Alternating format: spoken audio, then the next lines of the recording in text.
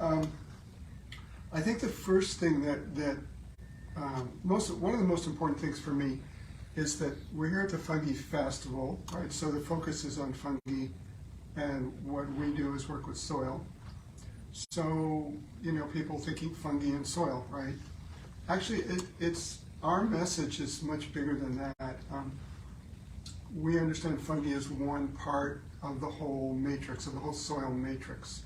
What's actually going on in the soil, all the different organisms, and what is the ecosystem going on in that soil, and how can we heal that ecosystem?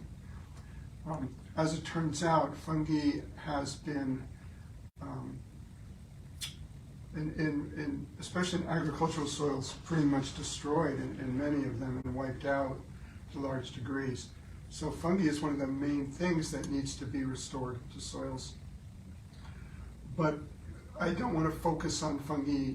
I want to be sure that we don't narrowly focus on only fungi, because we need all the players, all the organisms to have a healthy ecosystem. So we're looking at a holistic view here. And bringing the fungi back is part of that. It's a big part, but it's only a part, because without all the other players, just adding fungi, we're not going to improve anything. It's about the whole ecosystem, that whole gestalt of the whole, and what happens when you get, the sum is bigger than the total is bigger than the sum of its parts, right? So fungi is very important, extremely important. But we need to add the predators of the fungi, like fungal feeding nematodes that eat the fungi. So we're going to get some of those in there, and also enough bacteria and all the other things. And the microarthropods, little tiny insect-like guys, that they're insects that actually eat the fungi as well. We need those in the soil. And then everything starts to function, and a great diversity of fungi as well. So you can't just add King Stropharia spores to your garden. That's not going to do it, guys.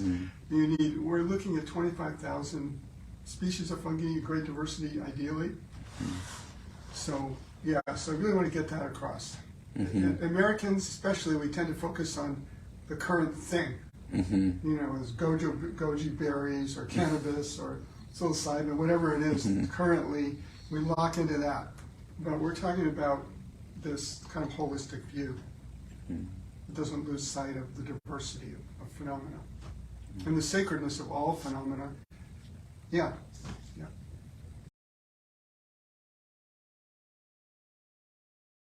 So I think more and more I've been answering that question, or trying to address that question with more of a point of view of developing mindfulness and awareness, rather than a scientific point of view.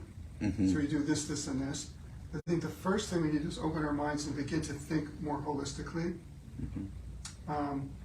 I've been reading Stephen Herod Booner's work lately, who just passed away this past year. But he has great insights about how to develop what he calls the love of nature, biophilia, where you go. And I would recommend you just go sit in your garden. Just go sit there.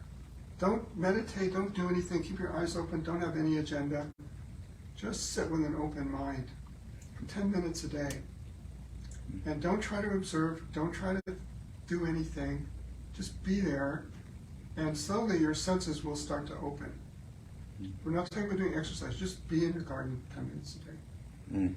That's the first step, right? And you then start to see, then maybe we can have some appreciation for what's going on for nature and understand how to look at things, how to see things. Then we can start to think about what we can do to restore these kind of environments. But it all starts with our view of how we see the world and appreciating Mother Nature. It's Mother's Day today. Appreciating Mother Nature, how Mother Nature works and functions, and how we can work as part of Mother Nature. Not even with, but as a part of, because humans are part of nature. We're not separate. And what is our role, and how can we be in the world in a sane, healthy way and promote healing? And if we start to follow those kind of paths, then how we restore the soil will become easy to understand, become natural.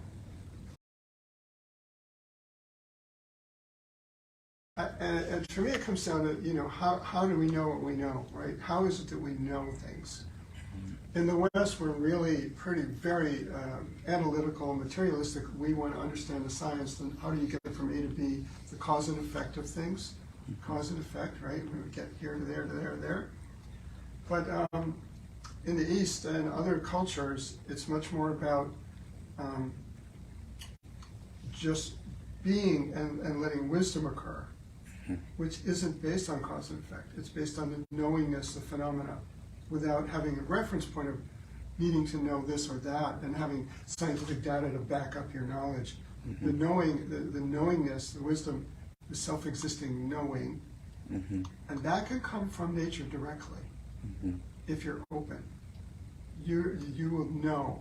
Nature will show you and relate. You can relate and know what to do.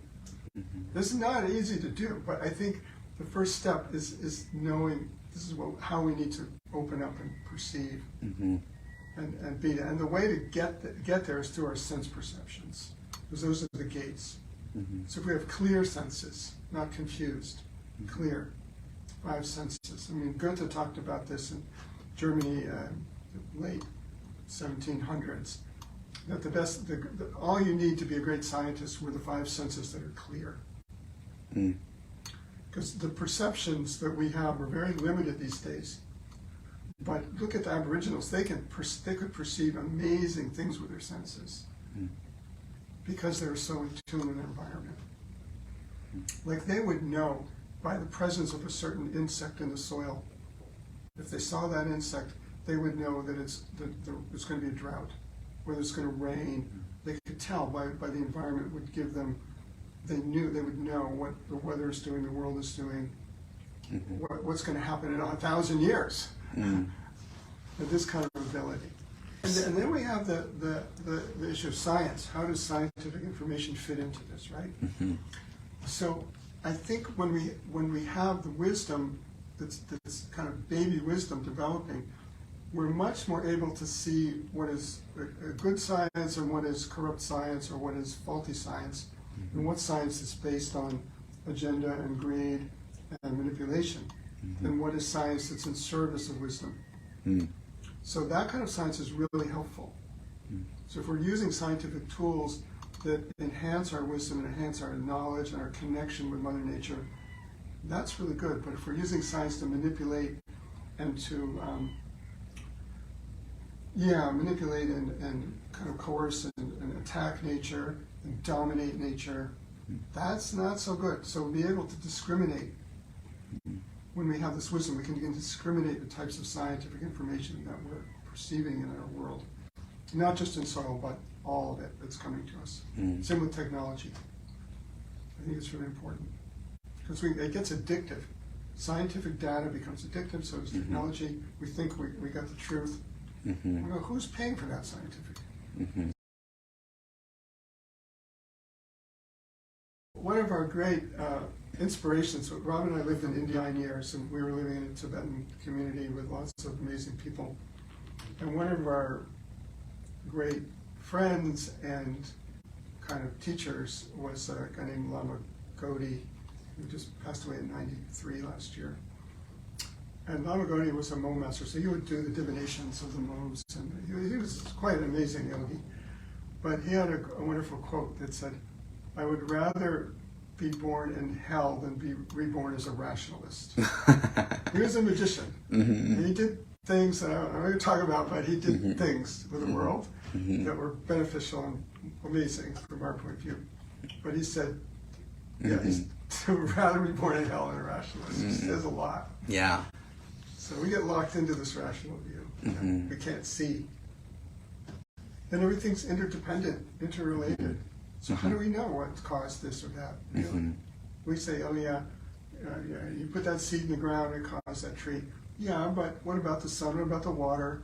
Where did that seed come from? What about the squirrel that put the seed there? Are those causes? Then the causes start to become infinite. And there's no end to what caused something. So we get focused on, oh yeah, I put that seed in there, the tree, look, the cause and effect, that's what caused it. And we get locked into this. The exact point where you don't panic, you just stay with that uncomfortableness. And that's where wisdom is in there, in that moment of, I don't know. Oh, let's just do something. Well, just be with it, not knowing, sit in there, sit down for that 10 minutes and see what happens. A lot of things will happen in that 10 minutes of not knowing. Let the panic happen, let the fear, and then kind of sit with a little boredom. Some things are going to come. We find a way.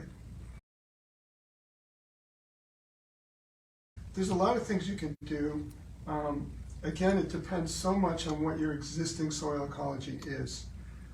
Right now, the tools that we have, that I have and most of us have, unless we're very psychic, which most of us aren't, are microscopes and things like this, where we can look and see what's actually living in the soil, and then we can determine, gee, what do we need to do with that ecosystem to improve it?